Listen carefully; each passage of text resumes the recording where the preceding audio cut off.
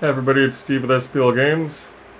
Today I just wanted to quickly discuss and then show the root cause of the PS5 randomly shutting off. So I get a lot of calls of the PS5 randomly shutting off.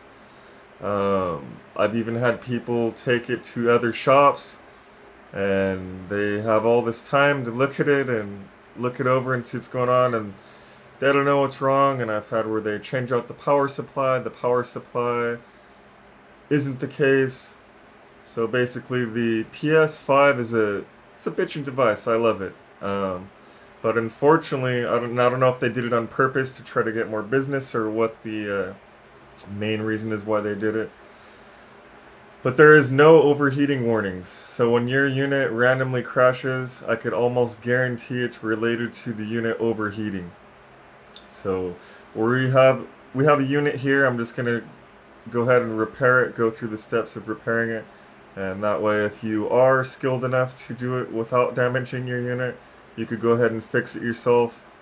Um, and at the least, you'll know what the cause is and what it will cost to fix it if you send it in to us.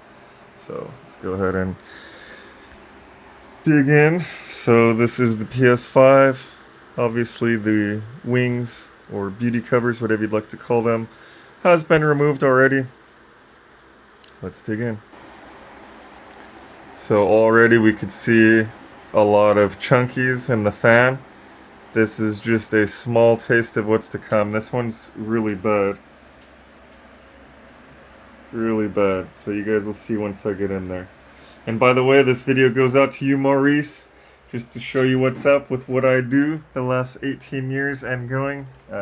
Plan on not stopping until I cannot see anymore, and then I'll kind of be forced to stop. But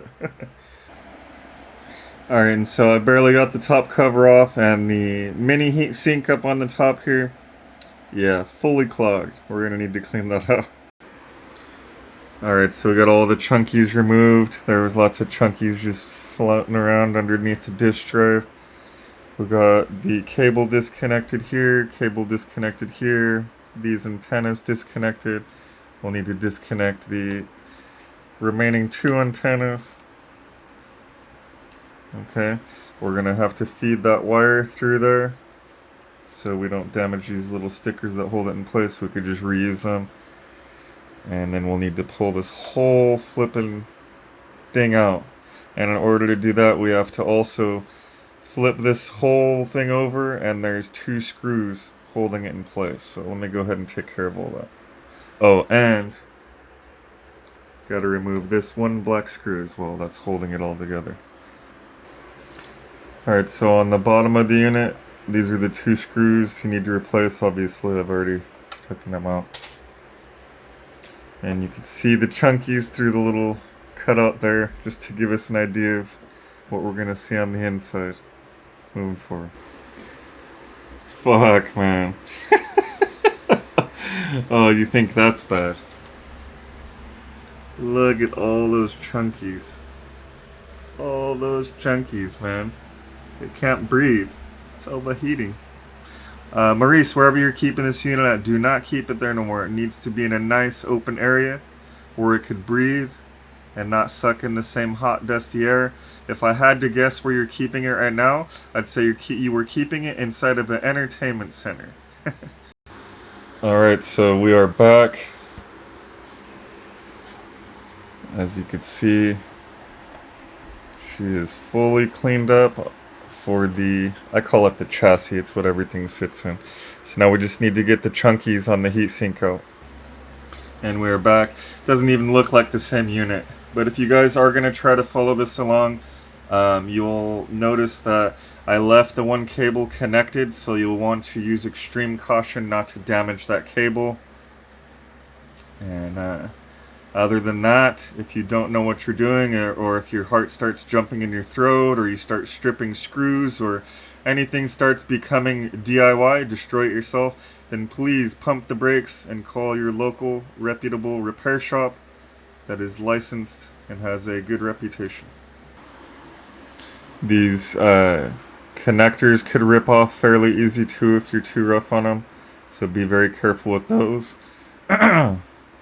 The connectors on the end of these wires could rip off easy. So if they're dangling around and they snag on, say, a piece of clothes or something, they will rip off. So there's a lot of stuff that is very easy to damage, extremely easy to damage. So really I wouldn't recommend doing this repair, even though I do consider it fairly easy or general maintenance type of repair.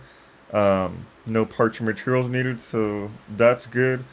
But there is a lot that could go wrong, a lot that could go wrong. So just be sure to, if you are going to do this on yourself, follow some tutorials on how to take it apart, get an idea of what you're getting into, and don't just watch a video and go for it simultaneously the first view. Watch the video 2-3 times, get a good idea of what you're getting yourself into, and really truly ask yourself, do you have the skill set and everything to do it?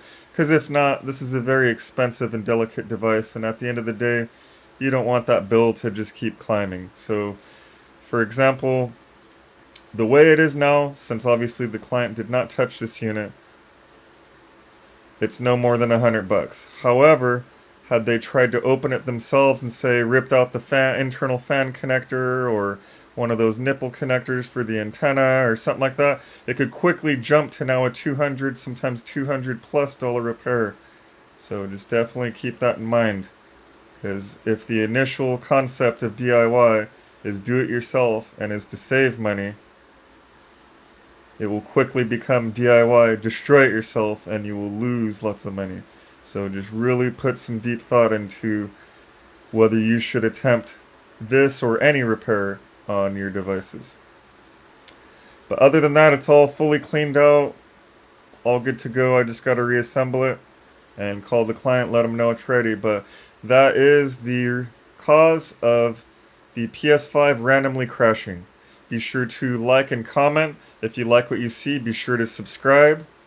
We are going to be holding some giveaways soon, so stay tuned in. Steve with SBL Games, signing out.